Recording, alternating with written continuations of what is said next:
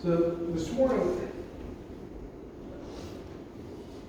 I'm going to start off with a little story. I'm going to give you a little backstory of what this past week, I was sitting, I think it was Tuesday, we were sitting at lunch at work, and the guys were just ripping on each other. They are harassing and picking on each other, and just back and forth. They would not leave each other alone. And we had a guest with us on Tuesday at lunch. We had the guy that I replaced come in to eat with us. To spend some time with the guys that he had formerly worked with. So our old driver's sitting there, and he's listening to everyone back and forth, picking on each other, harassing each other. And he looks over at me, and I'm just sitting there eating. He's like, I think George has the right idea. Just sit here and be quiet. Don't say a word. Well, quiet? Yeah, I was quiet. I know it's hard to believe, but I was quiet. I was sitting there, I was eating, wasn't really joining in the conversation, but as soon as I heard Jack say that word, hey, I think George is the one that has it right. He's just sitting here being quiet. I'm like, I know it's coming to me. So all attention turned on me. They're ripping on me now. They're calling me names. They're picking on me, and I sat there and continued to eat. I didn't want to get into the battle. I didn't want to get into the argument and the back and forth.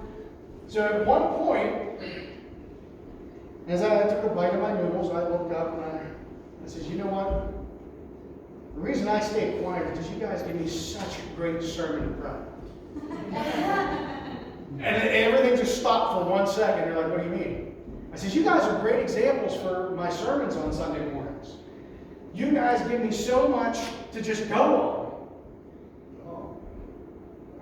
It didn't go over so well. To the point that they started threatening, well, we're going to come Sunday morning and we're going to harass you and we're going to heckle you. I says, come on down. I don't see anybody. Yeah, they're chicken. I know if they're watching. Yeah, that'd be great if they were watching. Because that'd be funny to see them here next week. Anyway, it goes back and forth for a while, and as they're continuing to just cut down and rip each other apart, and now I'm included in this, I remembered what today's message was about. And I looked up again, and they're like, oh, he's got something profound to say now. I says, no, when I said you guys make good sermon prep, this message is about you. I says, we planned this out a while ago, but this week's message is exactly about you. So it was kind of funny, and I thought it was humorous that it actually falls today that this message comes up. So I want to ask you a question. Why do people harass each other? Why do we pick on each other? Why do we torment each other? What's the point in it? It's funny. There is a comedial side to it. There is some comedy to it, yes. But what is the purpose when you're picking on each other, when you're cutting each other down? What is the real purpose of that? Maybe they're trying to build you back up. Building yourself back up by pointing out others' flaws. Exactly. You're pointing each other's flaws out, trying to make yourself feel better. Because nobody wants to be at the bottom rung. Nobody wants to feel inferior to someone else. So we like to point out the flaws, and we sit here as Christians and we say, no, we need to love each other, but we are like the first people to jump on the pile. When we see something happen that people are going against what God says, we are the first ones in there with the baseball bat to beat someone down. We are the first ones to jump on the pile and start going, you shouldn't have done this. You're going to hell for this. You're doing that. We are the first ones in the battle. And we're not supposed to be. But it's because we know that we're sinning and we want to point out their sins so no one's looking at ours. No one wants wants to show their failures. Nobody wants to show that they have fallen short. Nobody wants to show that someone else is better than they are. It's in our DNA that we want to be better people, that we want to be better than them. So we're quick to point out someone else's downfall. So we can feel better about ourselves, at least temporarily. And it seems really counterproductive, doesn't it? Jesus tells us to love one another, and we're the first ones to hate on each other.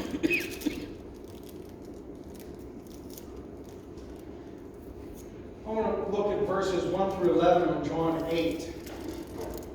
If you want to follow along in your Bible or just listen along as I read it. John 8, verses 1 through, you know what? I'm going to take a drink real quick.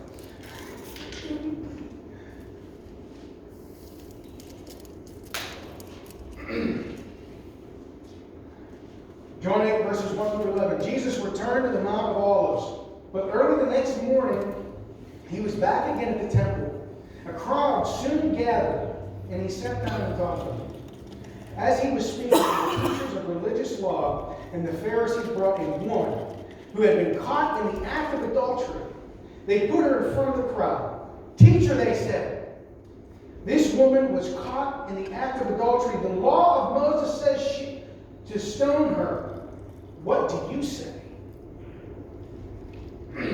See, they were trying to trap him into saying something they could use against him. But Jesus stooped down and wrote in the dust with his finger. They kept demanding an answer. So he stood up again and said, all right, well, let the one who has never sinned throw the first stone. Then he stooped down again and wrote in the dust. When the accusers heard this, they slipped away, one by one, beginning with the oldest, until only Jesus was left in the middle of the crowd with the woman. Then Jesus stood up again and said to the woman, where are your accusers? Didn't even one of them condemn you? No, Lord, she said. Jesus said, well, neither do I. Go and sin no more. Why did the accusers of the woman walk away? Because they were all sinners. They were all guilty of something. Jesus pointed out that they had imperfections just as she did. That their sins were no less than hers. Yet they were standing there accusing her, demanding that they stone her.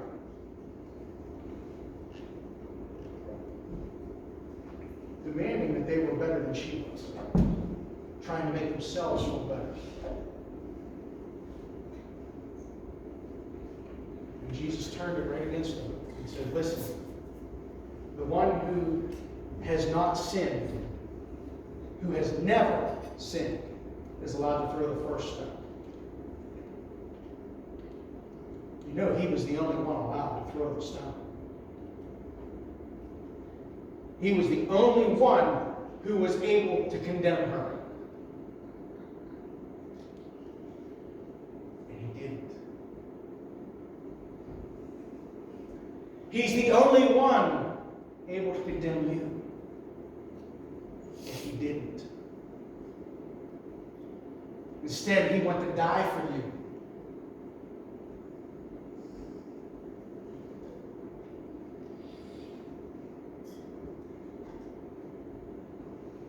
Too many times, we get caught up in our own lives, in our own little circle of what's going on in our life, and what we want to happen and how we want to feel, that we will cut people down just to make ourselves feel better.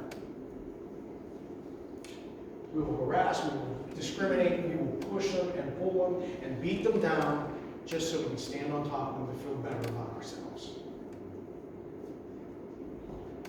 Let's go into the corporate world real quick here, because they say you got to climb the corporate ladder. We don't climb a spiritual ladder by stepping on our brothers and sisters. It works in the corporate world. Not so well, though. Same principle applies. Once you step on too many people, they start to pull you back down. Our walk with God is not to step on others. We may have to step over them to help them up. But we don't step on them. He says, love your neighbor as yourself. How can we love our neighbor and beat them down at the same time? How can we say, I love you? It doesn't work.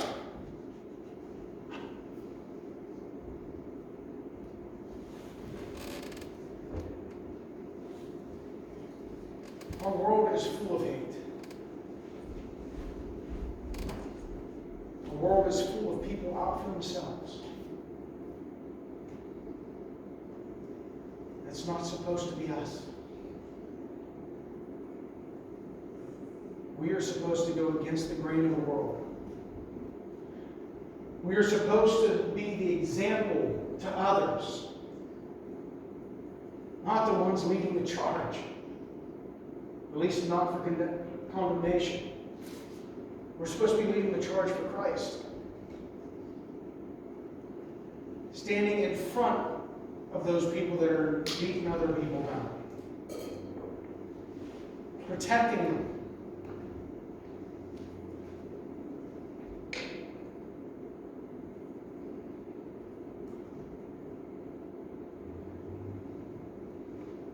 So I want to challenge you. Stand up for the little guy. Stand up for the person in front of you. Stand up for our brothers and sisters. We're even supposed to pray for our enemies. So stand up for them. Even just a little bit of hate in your heart is a growing cancer. Just the slightest bit of hate can destroy you and those around you. And your claim for Christ means nothing. Because that's all it is claim. It's your action that says it all.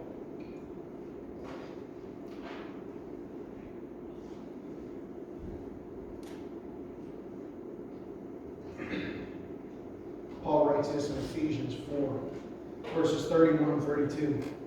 Get rid of all bitterness, rage, anger, harsh words, and slander, as well as all types of evil behavior. Instead, be kind to each other, tender-hearted, forgiving one another, just as God, through Christ, has forgiven you.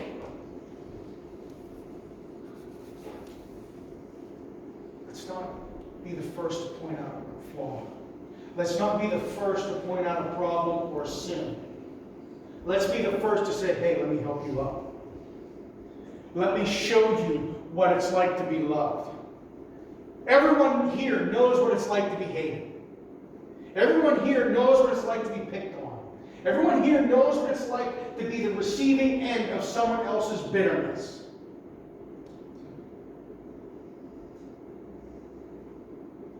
But everyone here has also seen love. Everyone here has also seen kindness from someone. And unfortunately, those moments are far and few in between. Let us set the example. Let us love one another as Christ loved us. Let's be willing to stand in front of a firing squad for someone else. Whether it's physical or metaphysical, let's be willing to be the protector of someone else, because that's what Christ tells us to do.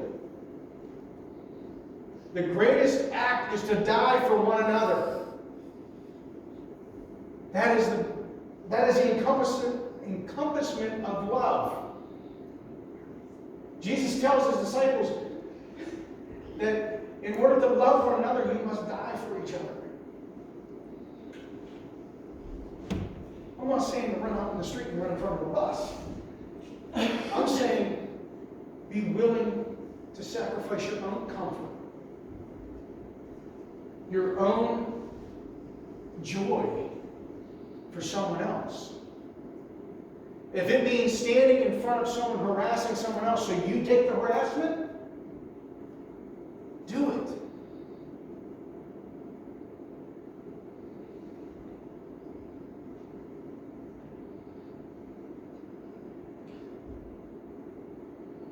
We all need to take a long look at how we treat each other. Are our jokes hurtful? Yes, they can be funny. But do they hurt someone? Do you ever think about the jokes you make? I mean, I'm good for it. I'm really good at making offhanded comments that are hilarious at times. They can be really hurtful. That's something I grew up doing. And one of my uncles was known for it. He taught me well in that. He'd throw off a comment, and I learned to fire back. My cousins would throw off a comment, I learned to fire back. I've gotten really good at it. It's not something I should be proud of. Because I realize how many people I've hurt along the way. It was just me having fun. I was hurting others. Do we cut them down? Do we slander? Do we drag someone's name through the mud because we heard something? We heard a rumor, so we start dragging that rumor out and putting people down because of a rumor that we have no fact on.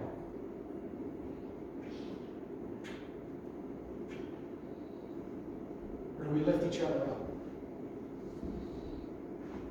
Do we give them encouragement? Do we follow Jesus? Or do we follow the world? So, I challenge you. I challenge you to be patient. I challenge you to accept one another. To love one another. And in doing this, you will show the kindness of Jesus Christ. You will show the kindness of God.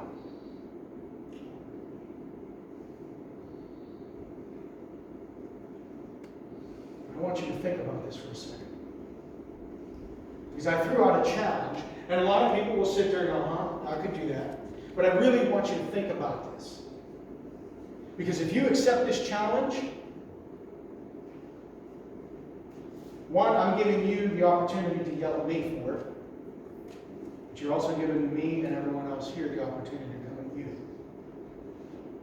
If we hear you cutting someone down.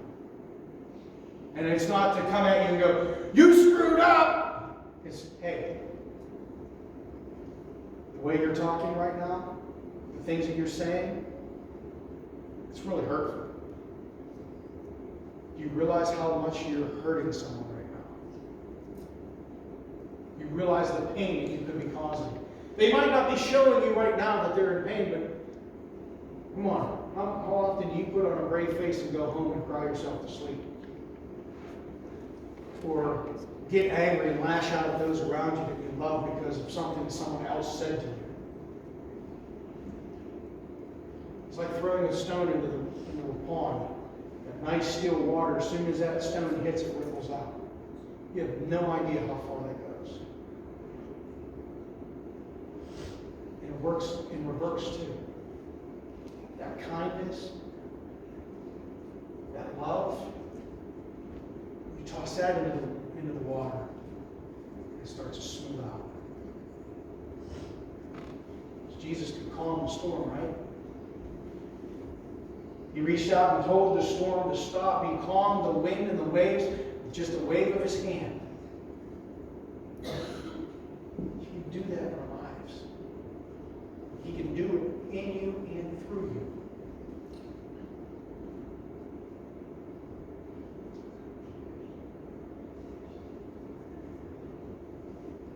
Are you ready to take that challenge?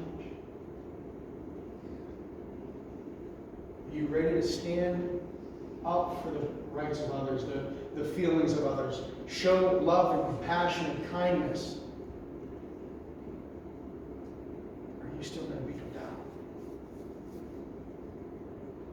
or sit there and say nothing at all. It's just as bad. To sit and listen to someone being cut down and not say a word, it's as bad as agreeing with the remarks.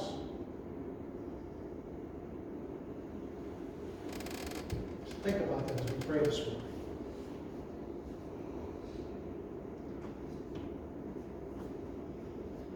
Father, we come to you and we just thank you for everything you've given us. We thank you for the love and the compassion and the kindness that you showed to us, the forgiveness that you've given us.